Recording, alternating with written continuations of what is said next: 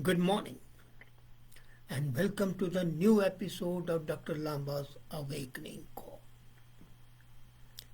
Rupee is falling and just today morning it touched a new record low of $1 being equal to 82.67 rupees. People are aghast, especially the traders, the importers, the exporters. But is there something really to worry about? Majority of the people should not be because their lives are not touched by the falling rupee. Rupee and the dollar equity is only for the international trade. But I've seen common people in India trembling at the very thought rupee is falling as if heaven is falling. It's not. In their day-to-day life, it's not going to impact them unless they are in the international trade, then they have got to pay more. They forget that this is a global phenomena and one currency is predominant. But now with the cryptocurrency coming in and with the Reserve Bank of India going in for the digital currency, even that fear would be slowly and steadily removed. And when I look at the headlines in the media, I see the shouting by the uninformed TV anchors and commentators. I think, are they living in a world apart? Don't forget that this rupee, which is depreciating, of course, is not a happy sign, but it is depreciating. And this is because of the developed countries' inflation and geopolitics. Now, rupee's depreciation, if it was because of the macro economy being unsound, was there, I would have been worried. But when I look at the macro economy of India, I'm not worried.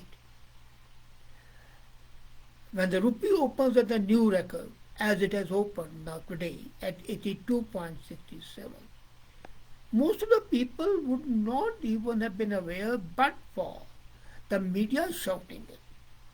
But they forget that we are living in an age of uncertainty.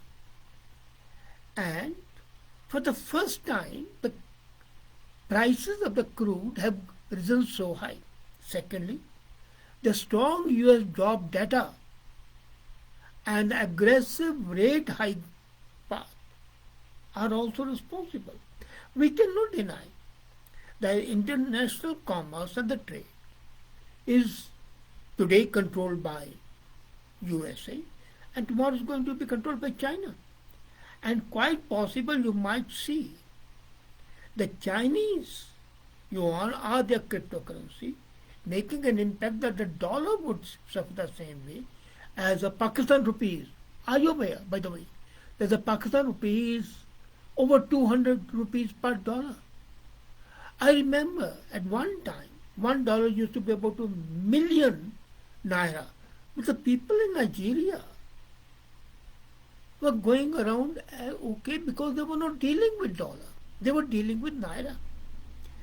Now, when the Bloomberg shows that the rupee was last changing at 82.66 per dollar, after opening at 82.67 and hitting the weakest level at 82.69 during early trade yesterday compared to the Friday close.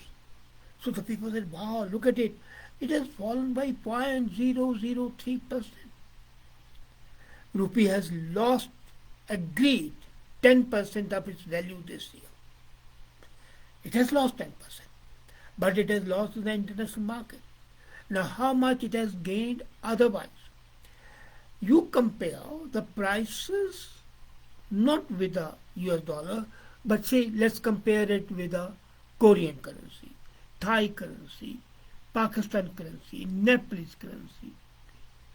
then we are at par, much above them, and we are at par with pound, Deutschmark, and franc, the French currency. And this is happening because Reserve Bank of India continues to sell the foreign exchange reserve to support the rupee. Up to, and yesterday the news was that globally $800 billion worth of the foreign currencies all over the world have been depleted. So this 10% fall against the dollar in the beginning of 22 and now is October, so 10 months and 10%. Now how would you interpret it? The answer lies in the global economic and geopolitical context. No country today is an island to itself. The war in Ukraine immediately caused sanctions, immediately increased the prices, decreased the wheat sale from Ukraine. Indian wheat went up, and Indian farmers gained and Indian people gained. We forget that. We look at the loss not at the gain part. So economic and geopolitical context have to be taken in consideration when we see the depreciation of the rupee. As I said, the conflict in Ukraine and accompanied by the disruption in the supply of key commodities. They overlaid a loose monetary and fiscal policies. Let's not deny that the fiscal policies of India, for all my good wishes for Modi government, the fiscal policies are absolutely not tight.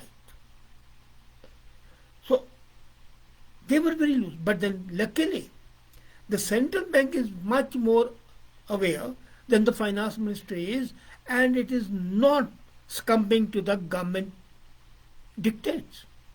Nirmala Sitharaman has to understand that the macroeconomy needs to be strengthened more. It is strong. It is as strong as that of Germany, rather stronger than that of England. And that's why we superseded England to become the fifth largest economy of the world. So, when the supply of some key commodities overlaid on earlier monetary norms is there, then what happens? The sweep out of inflation is there. And when your domestic prices go up, you are exporting something, naturally you want to cover that increase. And there is a rub. So that's why I said the people who are involved in the foreign trade or in the international trade, they have to be worried. Now, what has happened? In the last 4 decades, 40 years, in advanced economies, we have not seen the inflation as we are seeing this year. In Canada, the prices have increased by 26%. 26% increase means people have to cut down on the luxuries and the comforts. And now the situation has come when they are cutting down even on their food because the grocery prices are going through the roof. And that's a condition of a country which is a part of the G7. USA, same situation. However, USA's benefit is that it is 70% export oriented, and that too in high-tech areas. We ignore that. They sell one missile system and they get billions of dollars. They sell one aircraft and they get billions of dollars. India doesn't do that. China doesn't do that. They are basically mostly in either consumer goods or industrial goods. And we are in the midst of an unprecedented level of coordination in hiking interest rates by the major central banks. USA, Canada, England, Japan, all are in a race to increase the interest rate.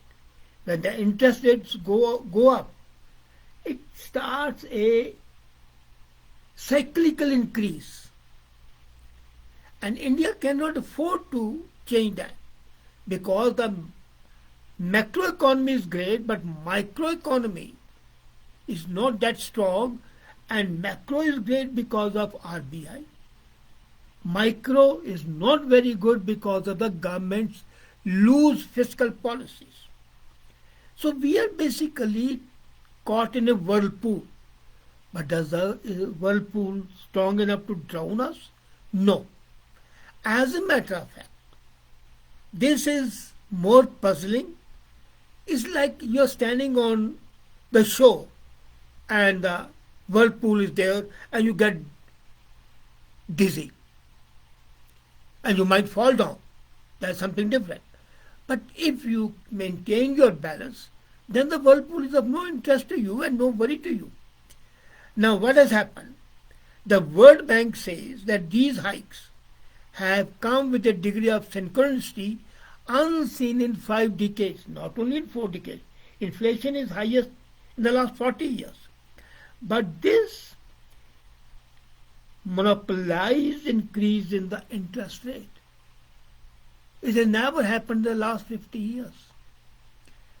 And the people in the generation Z and G and others, they don't know that these things happened earlier because they didn't happen in their lifetime.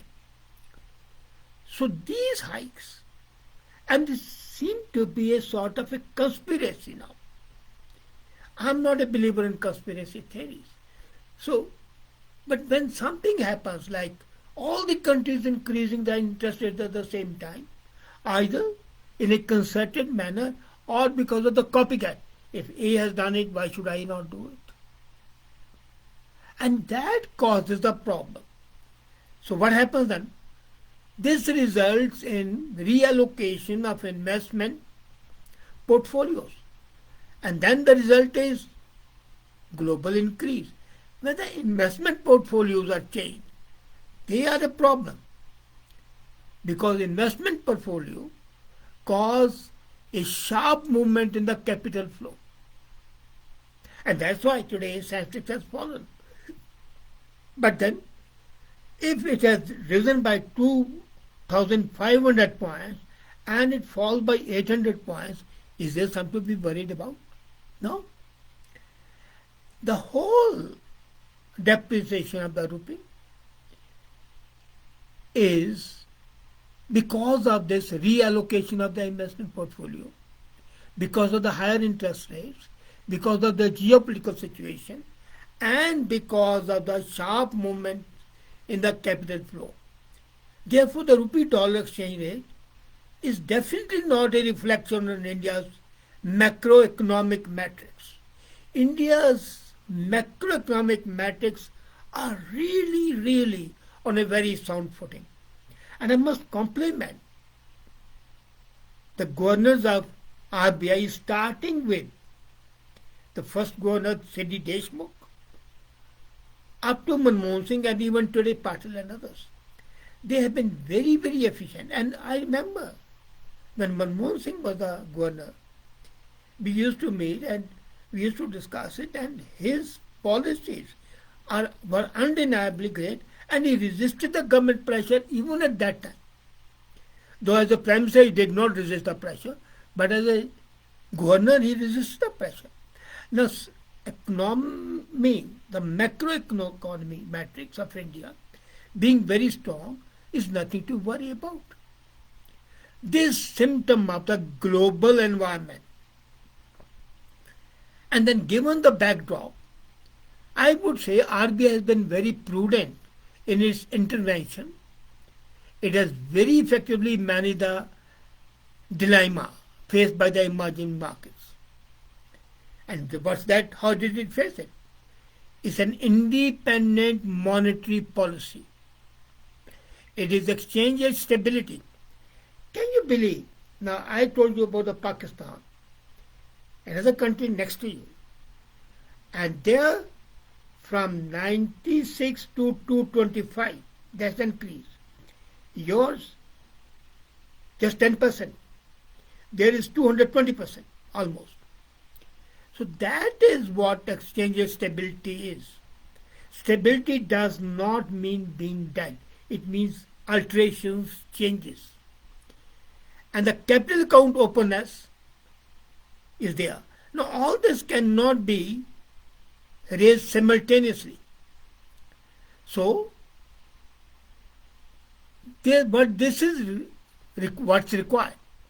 The government has to make an effort to lower India's inflation trajectory, which should be today's main priority. On the other hand, a depreciating rupee partially offsets the benefit of drop in the oil prices.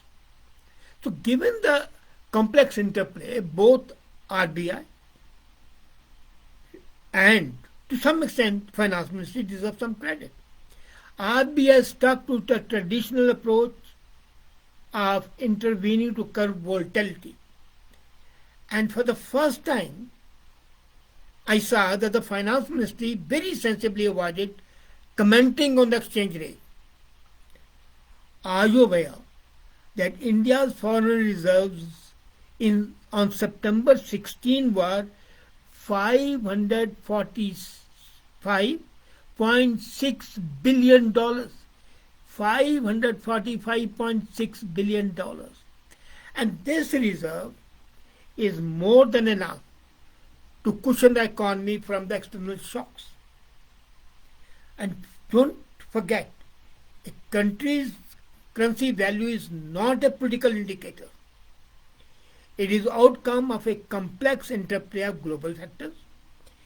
They are beyond the influence of the emerging markets, and India is an emerging market. RBI has managed major shocks since the global financial crisis very adequately. Now it's pertinent. You should remember in 2013, there was a plunge in the rupee value, and RBI tweaked capital account, which led to inflow of $21 billion in the last quarter of the year. So if that happened in 23, and with $546 billion exchange, do you think we need to worry? But let's not forget, government has to fight the inflation, and the people have to see that to fight inflation it's very important to curtail their purchases of the comforts and the luxuries.